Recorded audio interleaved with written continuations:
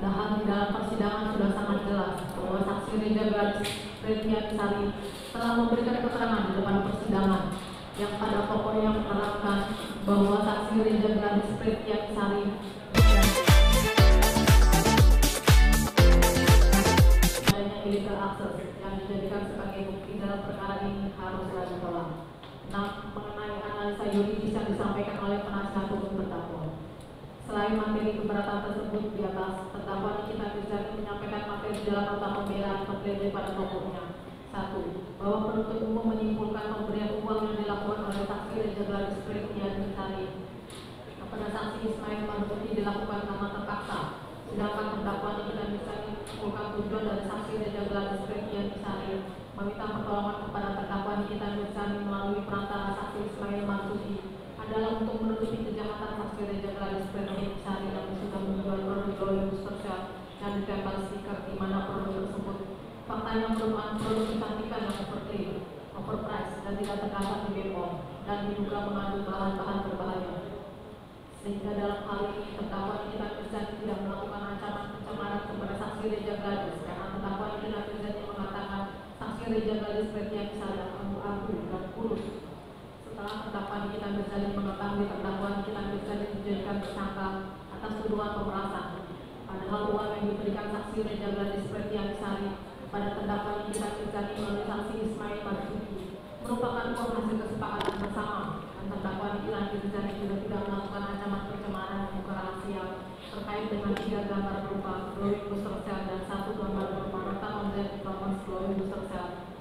Glavisya bukan sebagai alat untuk mengancam saksi Reza Gladys Pretianisari yang ada terdakwa Nikita Mirzani merepost atau memposting ulang produk tersebut karena sudah direview oleh saksi Samira di media sosialnya, sehingga hal tersebut sudah tidak lagi menjadi rahasia karena sudah diketahui oleh banyak orang.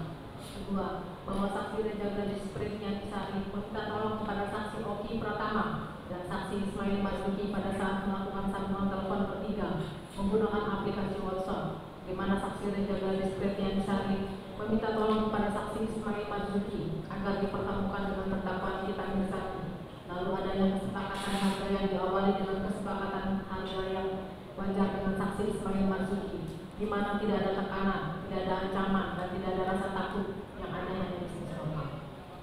Bahwa terdakwa Nikita Mirzani tidak menyamarkan harta atau menyembunyikan asal usulnya, di mana pembelian rumah terdakwa Nikita Mirzani di PT Bumi Paramani Sesa menggunakan nama terdakwa Nikita Mirzani. Uang pembayaran dan rekening yang digunakan atas nama terdakwa Nikita Mirzani, sehingga terdakwa Nikita Mirzani tidak melakukan tindak pidana pencucian uang.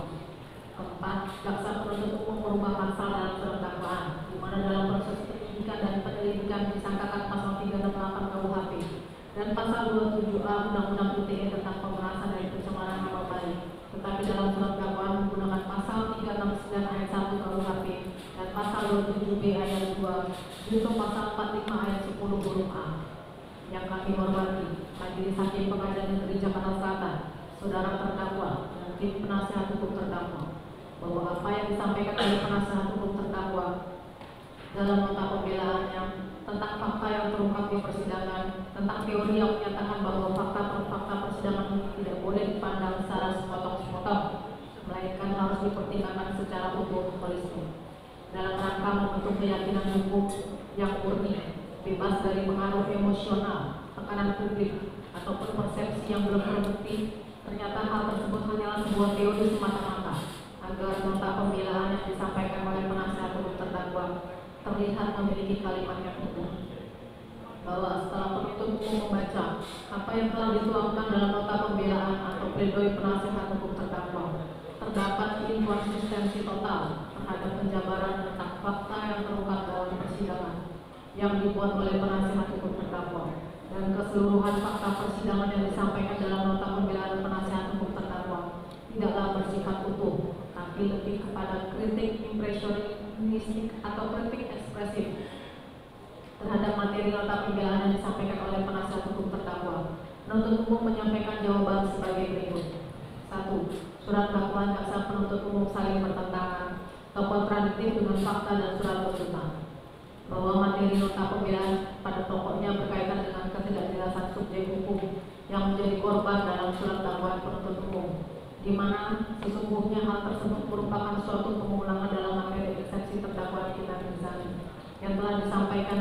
dari persidangan sebelumnya, yaitu pada tanggal 1 Juli 2025 dan telah ditanggapi oleh penuntut umum pada tanggal 8 Juli 2025 setelah diputus oleh majelis hakim melalui putusan selah pada tanggal 17 Juli 2025 yang pada pokoknya menolak keberatan atau eksepsi dari penasihat hukum terdakwa tersebut, memerintahkan penuntut umum untuk melanjutkan pemeriksaan perkara nomor 362 garis Pitsus dari 2025 garis PNJKT Sel atas nama Nikita Mirzani tersebut di atas, menangguhkan biaya perkara sampai dengan putusan akhir. Oleh karena terdapat materi dalam nota pembelaan yang bersifat pengulangan materi keberatan eksepsi, maka tidak memiliki implikasi hukum dan hanya merupakan pemborosan energi dan waktu. Bahwa selain itu, penasihat hukum terdakwa dalam nota pembelaan hanya mengambil keterangan dari saksi Reza Gladys Pretianisari, saksi Erli Atta Ubah Mufid, saksi Sylvia Novitasari, dan saksi Freddy Chandra Agusman secara parsial. Padahal sejatinya dalam proses pengungkapan suatu perkara pidana, guna memperoleh kebenaran material haruslah didasarkan pada pengungkapan fakta-fakta hukum secara menyeluruh dan sistematis dengan cara mengkaitkan antara alat bukti keterangan saksi, ahli, surat, alat bukti elektronik, petunjuk, dan barang bukti sebagaimana yang telah diuraikan oleh penuntut umum di dalam surat tuntutan. Bahwa sangatlah terlampau berani penasihat hukum terdakwa menyatakan dalam nota pembelaan tentang surat dakwaan jaksa penuntut umum saling bertentangan kontradiktif dengan fakta dari surat tuntutan. Sementara penasihat hukum terdakwa memperlihatkan dalam nota pembelaannya tidak menguasai fakta persidangan terkait keterangan saksi dan alat bukti elektronik.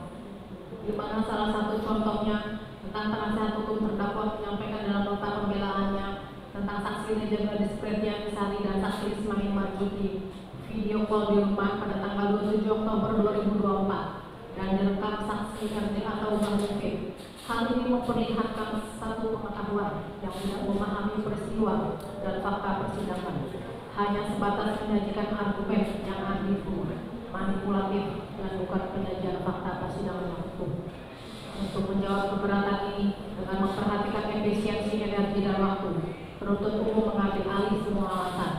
dan kesimpulan dalam pendapat penuntut umum atas nota keberatan eksepsi pada tanggal 8 Juli 2025. Pertimbangan hukum dalam putusan selah pada tanggal 17 Juli 2025 dan analisa yuridis pada surat tuntutan penuntut umum pada tanggal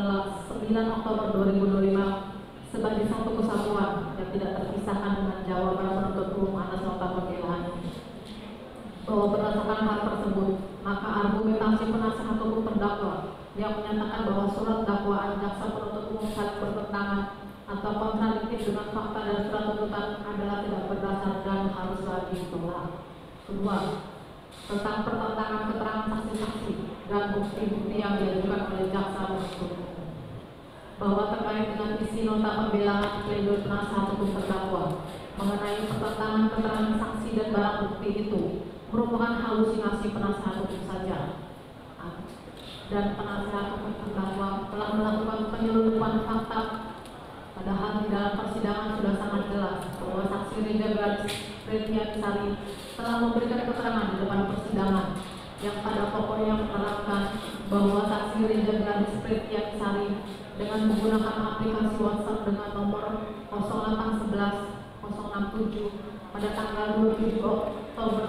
2024 sekitar pukul 11.18 menghubungi saksi Oki Pratama dengan nomor HP 0812 516 dengan maksud bercerita tentang permasalahan dunia skincare, karena saksi Oki Pratama adalah teman sejawat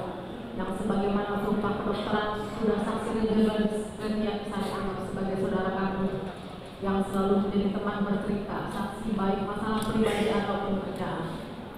Namun tidak ada respon dari saksi Oki Pratama pada saat itu. Lalu kemudian sekira pukul 16 waktu Indonesia Barat, saksi Oki Pratama menghubungi kembali saksi Reza Gladys Pretianisari dengan cara video call WhatsApp, yang pada saat itu saksi Reza Gladys Pretianisari sedang berada di mobil bersama asistennya bernama saksi Freddy Chandra Agusman. Bahwa dalam percakapan tersebut saksi Reza Gladys Pretianisari bercerita kenapa saksi Reza Gladys Pretianisari dihina dan dijelek-jelekan di media sosial oleh terdakwa Nikita Mirzani, dan produk saksi Reza Gladys Pretianisari direview jelek oleh saksi Sandra. Kemudian saksi Oki Pratama menyuruh saksi Reza Garis untuk mendatangi rumah saksi Samira dan menyumpah terdakwa yang telah berkait dengan uang untuk tidak lagi dijelek-jelekan, sebagaimana yang telah dilakukan oleh beberapa orang yang sebelumnya punya masalah dengan terdakwa yang kita berikan, yang sekarang sudah berdamai dengan terdakwa yang kita berikan. Kemudian dalam percakapan tersebut saksi Oki Pratama dan